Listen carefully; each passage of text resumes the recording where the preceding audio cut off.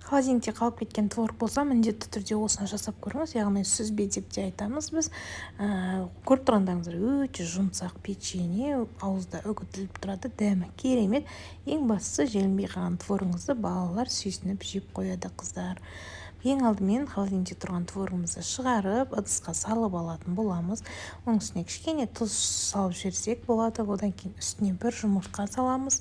Және де шекер саламыз. Барлық заттың мөлшерін описанияға қалдыратын боламын. Үстіне бөлме температурасындағы немесе ерітілген сары майды құйып, жазық етел салып, барлығын блендерде боламыз.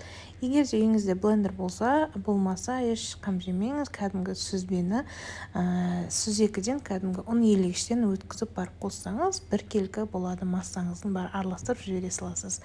Міне мен блендерден өткізген соң дәл осындай масса шықты. Енді бұның үстіне ұнды міндетті түрде електен өткізіп саламыз. Сол кезде печеньеларымыз пышный, әдемі болып шығады.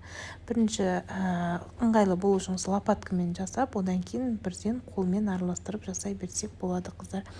Қыздар, менің арнамда творогтан жасалады, немесе басқа да неше түрлі печенье дәмділердің рецепті бар, сондықтан менің арнама жазылып алыңыздар. Қамырды ешқандай демалдырмаймыз, бірден жаюға кірісетін боламыз. Қамырды ұнды көп салып жүрмеңіздер, сол кезде жұмсақ әдемі қамыр болады. Қамыр жұмсақ болғандықтан пергамент қағазына немесе мен сияқты ұнды көбірек теуіп жайыңыздар. Енді дөңгелеп өзіңізге ұнайтын формаға келтіріп аласыздар. Үлкен теуіп жасасаңыздар болады, менікі средний размер.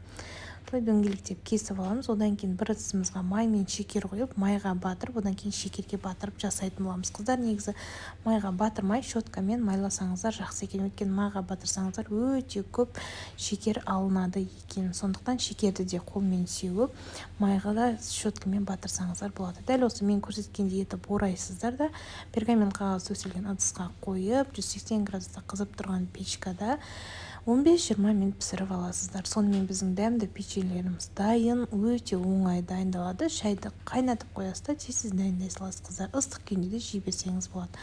Міндетті түрде жасап көріңіз, ас болсын.